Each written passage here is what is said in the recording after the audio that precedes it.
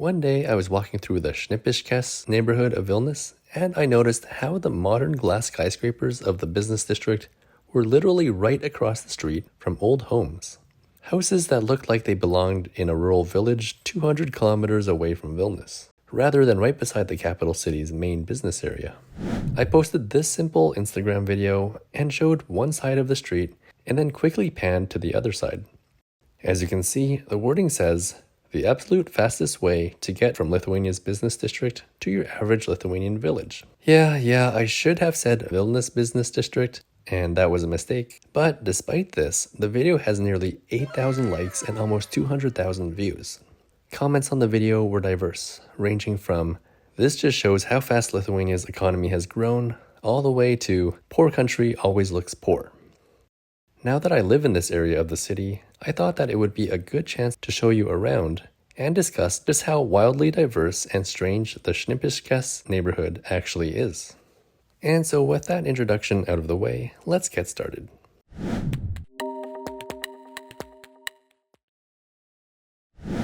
First, let's define the geographical area of Šnipiškės. According to Google Maps, the nearest river is its southern border, the Geležinis Vilkas motorway is the western edge, and the eastern border is Rinktinės gatvė and then up to Kalvarijų gatvė.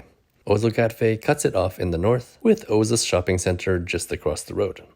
So within these borders is an incredibly diverse neighborhood. Apparently, the area started off as a small historical suburban village and was first mentioned in historical documents of Vilnius in the 16th century. The name of the area, Šnipiškės, was named after a rich merchant by the name of Povilas Šnipka, or Šnipiš, who owned plots of land in the area.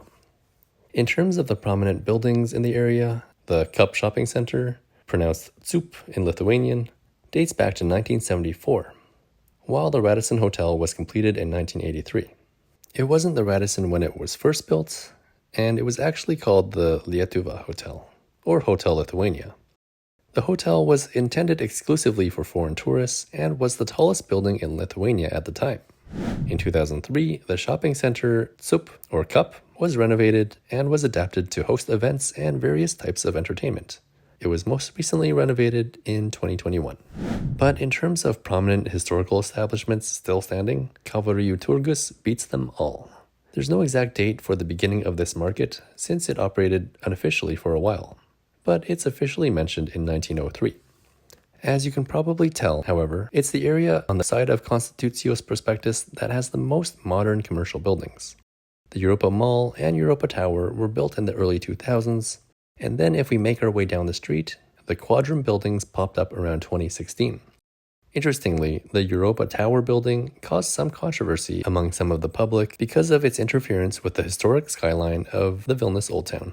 Amid all of this development, old heritage homes have remained just north of the business area. While new roads and pathways have been made through the area, it's also clear that some parts have been left untouched.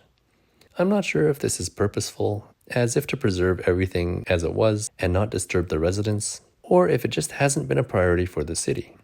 I'm sure residents don't mind the fact that unpaved roads equate to less traffic and people zooming through. But whatever the case may be, this is one of the most stark contrasts between the modern Vilnius and the Vilnius that is a few hundred years old.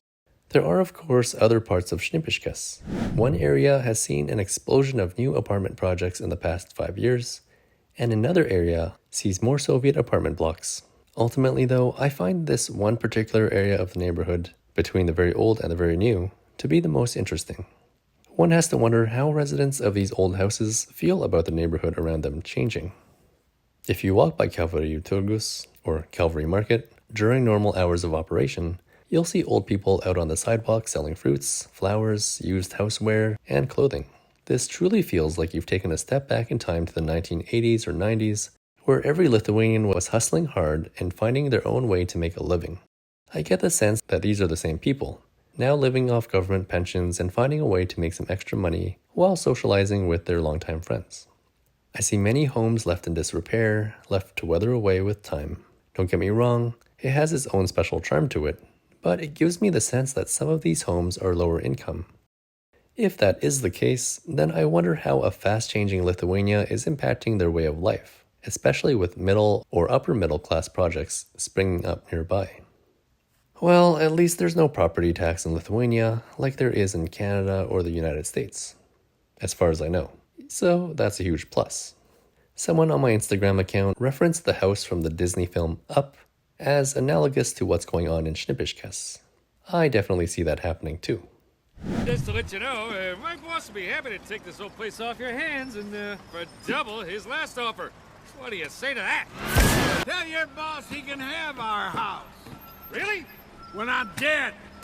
These developments nearby seem like a textbook case of gentrification, where it's not just new apartments, but also upscale restaurants, clothing stores, and beauty salons too. So many beauty salons.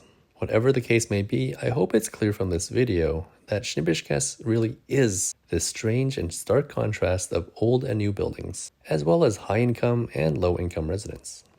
So I'd love to know what you think of the area, and what you think the future might be for its older residents and their older homes.